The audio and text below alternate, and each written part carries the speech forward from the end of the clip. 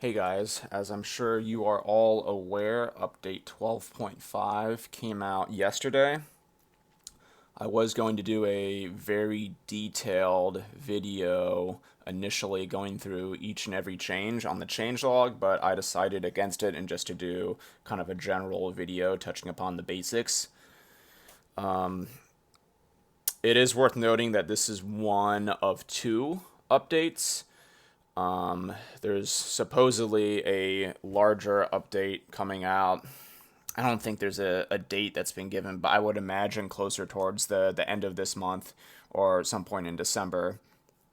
But with this update, you can essentially boil it down to there's 20 new room layouts, and I would put quotation marks around new because they're existing rooms that have been modified to become alternate versions of the initial room. And when I initially saw that, I was very hesitant because I was just thinking, why are we not just creating new rooms entirely? But after playing through the game over the past day or so, I've actually really come to like them. Blues really heavily tweak them because I thought it was just going to be, an extra wall or prop thrown in.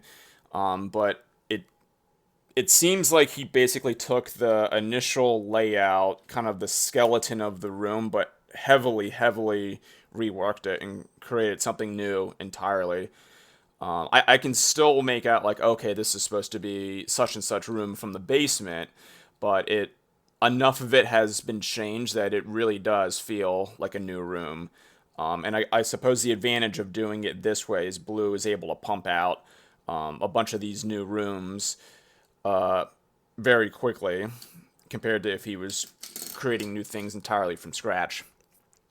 So that's the main focus of the update. There's also 16 new memories that can be unlocked, and these are the basically the lore of the game that you discover and unlock with photographs.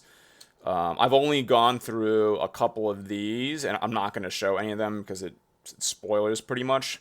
But they're a lot more expensive photograph wise than previous stuff, so it seems like it's really intended to be kind of endgame when you unlock them. And they're pretty intense. They're definitely a lot darker and edgier than previous memories. So that's a welcome addition. That's cool. This is a more subtle change, but Blue changed the walking movement slightly. Unloved always kind of had this, I don't know, kind of like ice skating type physics with the movement. And Blue he hasn't adjusted the sprinting, but he's changed the walking movement, so it feels less floaty, less ice skatey. I can definitely tell that it's different, and it might take a little getting used to if you've been playing the game for years and years like I have. But I can definitely see it being more appreciated by newer players having movement that's more similar to other games. So there's that.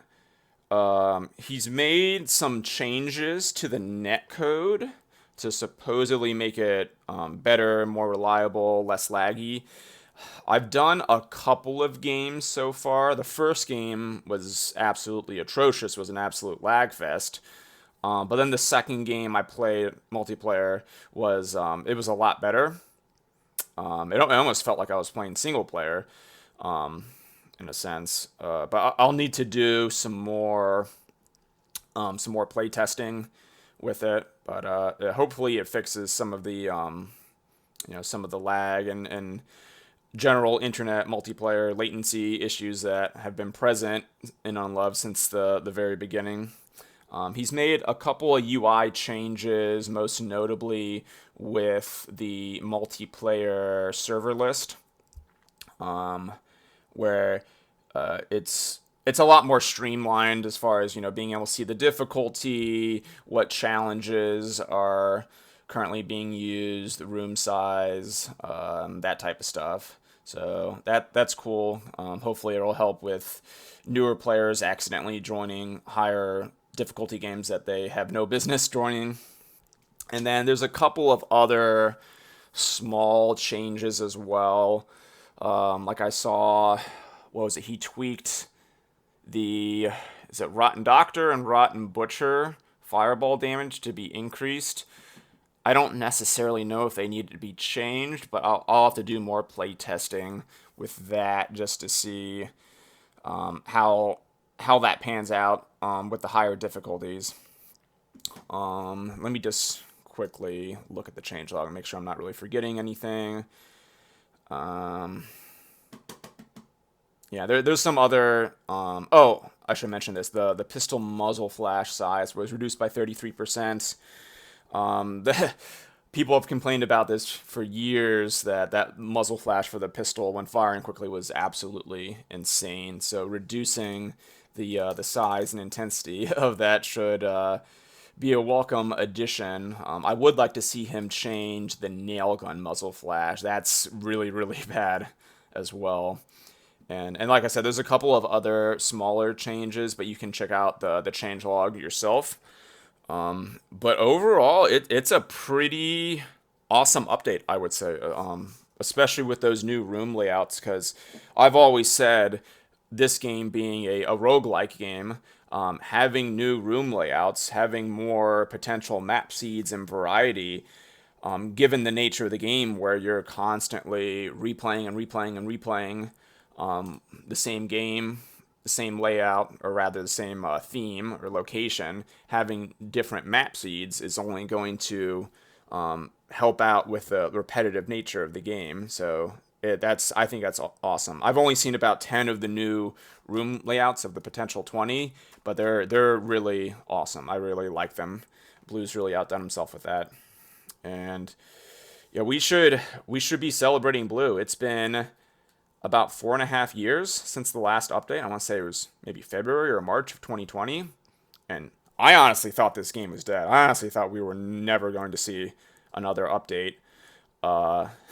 So it's unfortunate to hear about Blue's personal troubles in the past couple of years, but it's cool that he's been able to find this game again, as far as updating it and adding new content to it,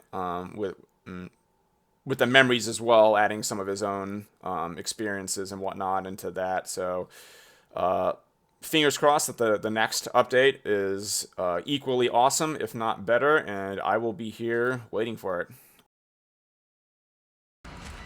Blood machine, blood machine, blood machine.